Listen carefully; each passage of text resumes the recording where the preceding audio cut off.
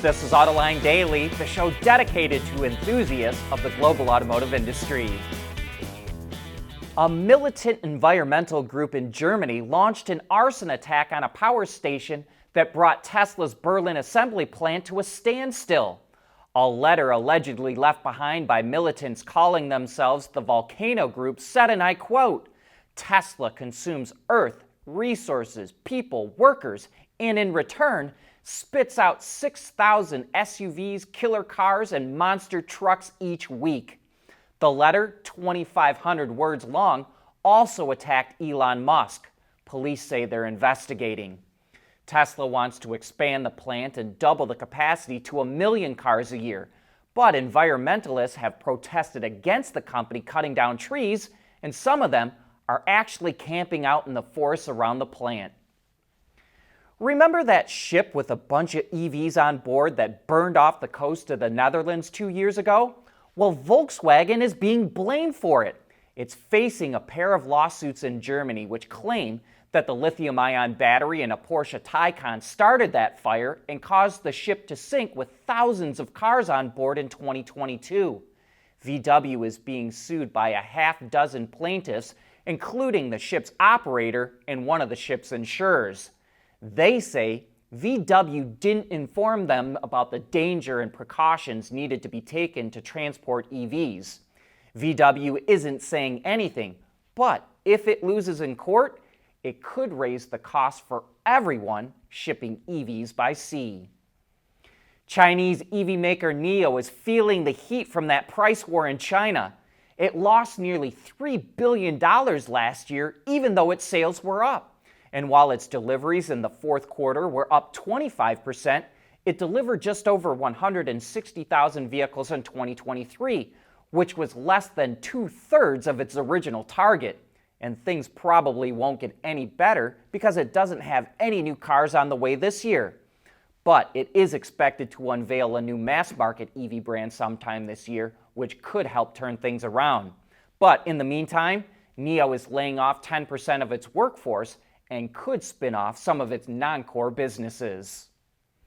We love it when you all send in pictures and information that we haven't seen anywhere else. And this tidbit came from viewer Nick Thomas, who took these pictures of GM Cruise Origin robotaxis that are being stored at a GM facility in Grand Blanc, Michigan. Even though General Motors stopped Cruise's operations in the US, GM is clearly continuing to build the Origin vehicles and store them until it starts things back up again.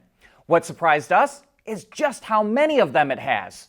It's hard to get an accurate count from these pictures, but there are clearly dozens and dozens and dozens of them. That means Cruise will be ready to quickly expand operations once it gets the go-ahead from GM.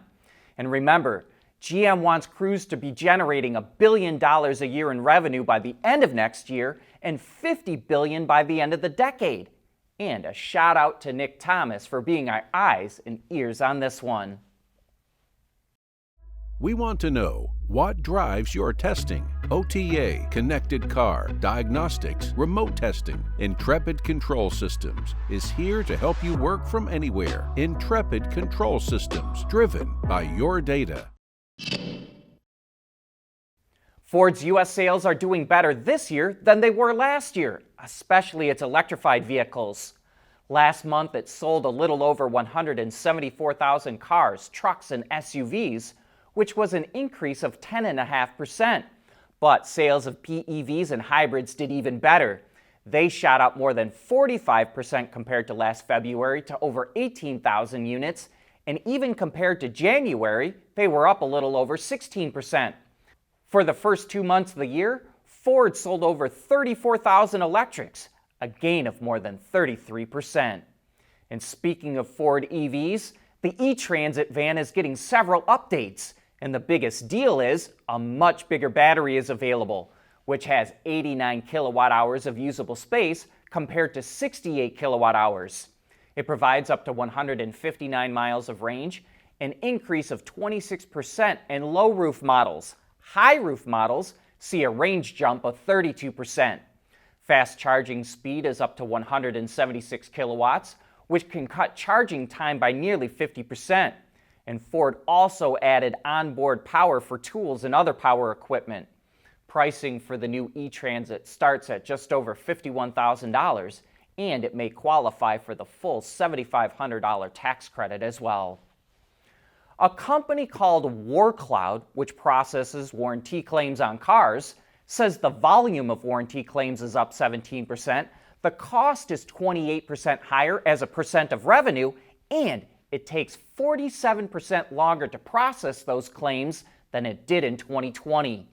WarCloud blames the increase on more technology going into cars, and it says it takes longer to repair those problems.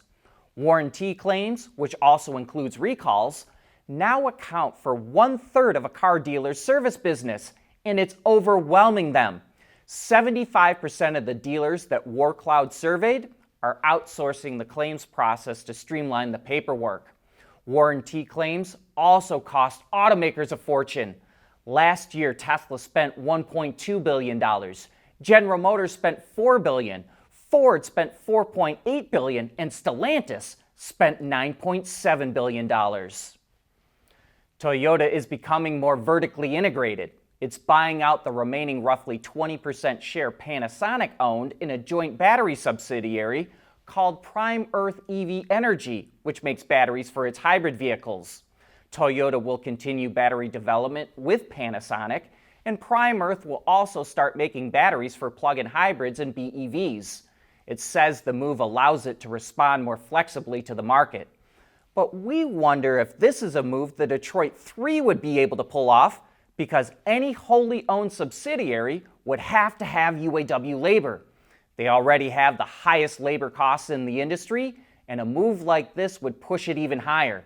So they're going to struggle to stay competitive, especially with EVs. General Motors, automotive supplier Magna, and WePro Limited, a technology services and consulting company, are launching a sales platform for buying and selling automotive software.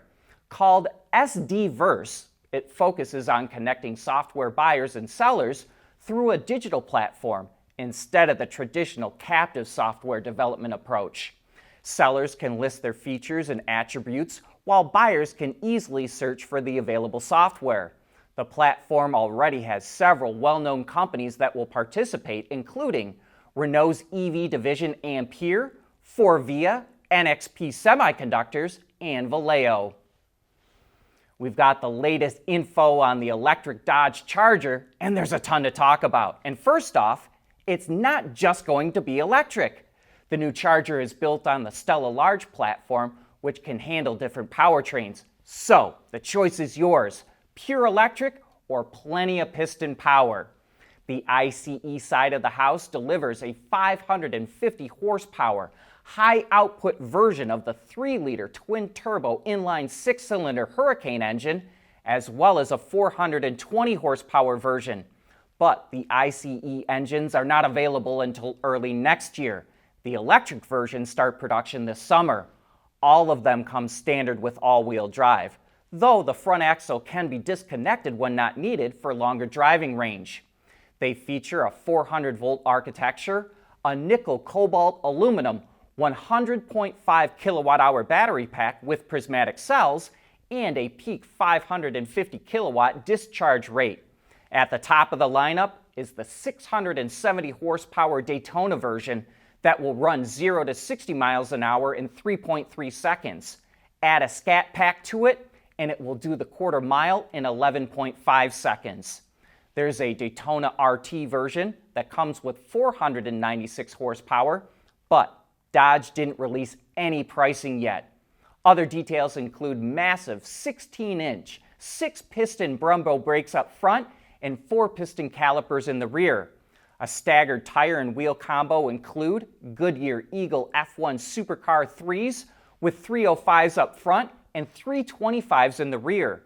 Dodge promises the electric Chargers will have Hellcat sound levels thanks to what it calls the Fratsonic chambered exhaust. And this is just a fraction of all the details on the car. We'll provide a link if you'd like to learn more. But that brings us to the end of today's show. Thanks for making Autoline a part of your day.